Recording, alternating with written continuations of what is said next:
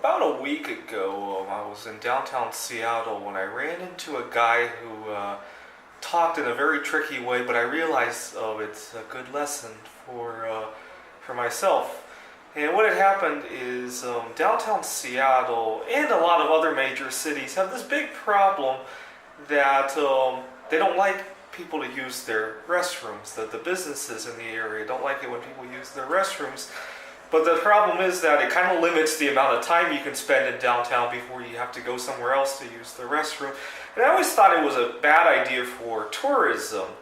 A couple years ago, I was in Amsterdam, and I ran into this problem of I would go out and I could only spend like 2 hours before I had to head back to my hotel room. Actually, not even two, because I also had to account for the time to head back.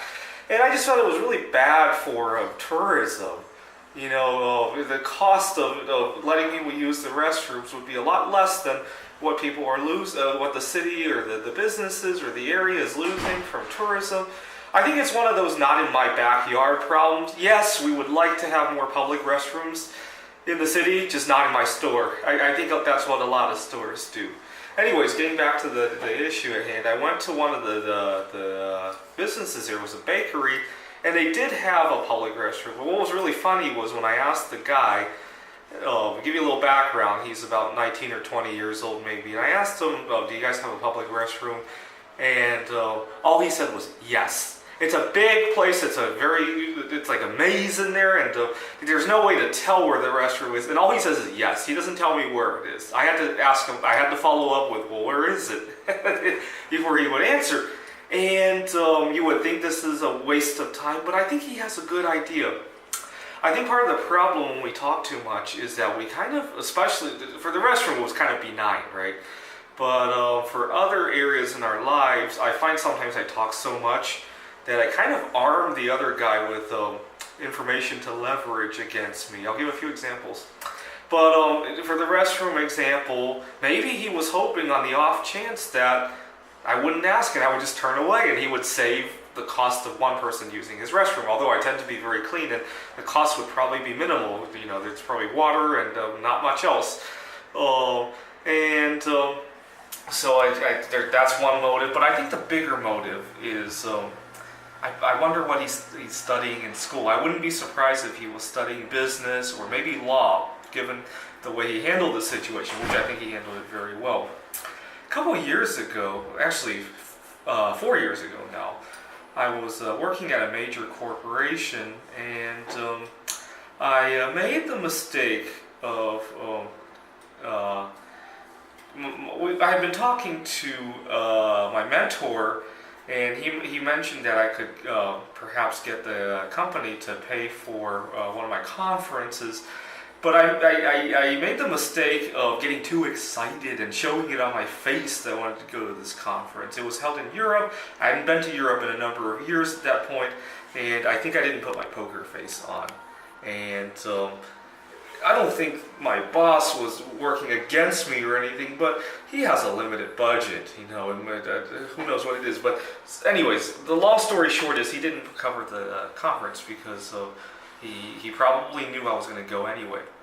And which is fine. I mean, I was getting paid good money, but I had to use up my vacation time for the conference as a result, that was a little bit more painful than the money at the time. Sometimes when I do these odd gigs on Craigslist or when I negotiate at a job, I project out too much. You know, especially on when I do the gigs on Craigslist, when I do any sort of tutoring or more recently photography, I let out information or even the feeling that this is something I love to do, and then people leverage that against me. One of the big problems with tutoring is how many people cancel on me at the last minute.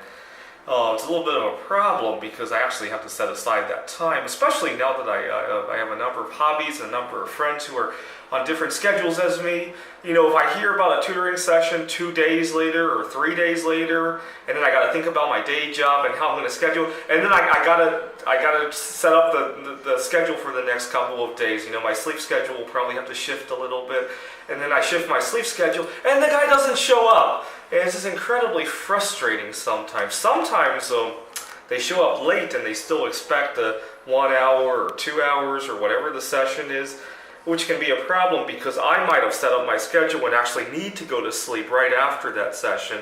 And to be honest, even going to sleep right after the session might be already causing me to be sleep deprived, and now they show up late. But the problem is I think I project out too much how much I love the tutoring. And people think, oh, what's the big difference if it's delayed 30 minutes? You know, it's kind of like if my favorite TV show was like on 30 minutes later than normal, you know, I would still watch it. People probably get the impression of that because of how I project out my work, which is to some extent true. I would never do something in Craigslist that I didn't absolutely love. The problem is the love isn't, it doesn't pay my bills, it doesn't keep me from being sleep deprived. And it's a big problem, and I think I speak too much. To give you an idea of how talkative I am, here in Seattle, I run into a major disappointment all the time. Here in Seattle, we have a lot of panhandlers on the street who are very well dressed.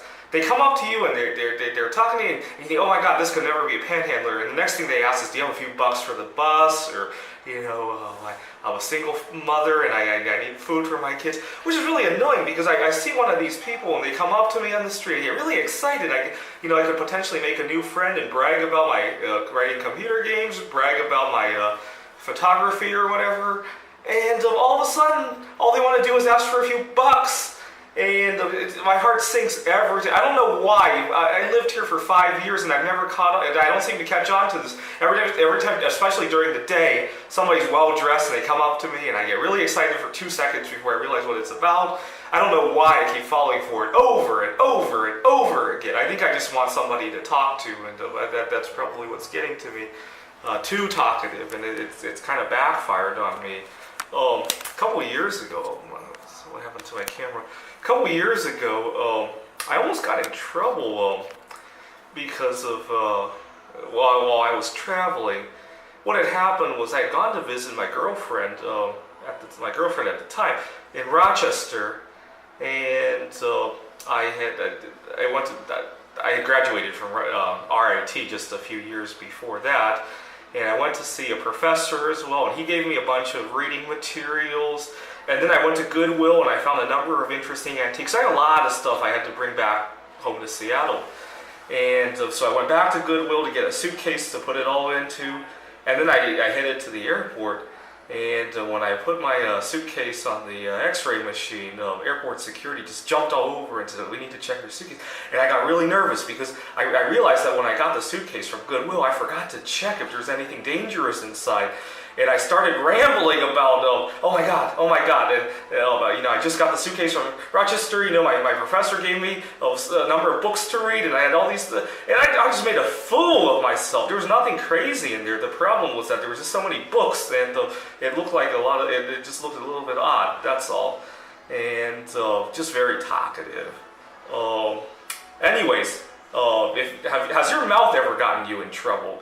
If it has, I'd like to see if there's any comments. And I don't know if the guy who I dealt with was studying business school, but if he is, I definitely would give him an A on that assignment of what to answer when somebody asks for the bathroom. Thanks for watching.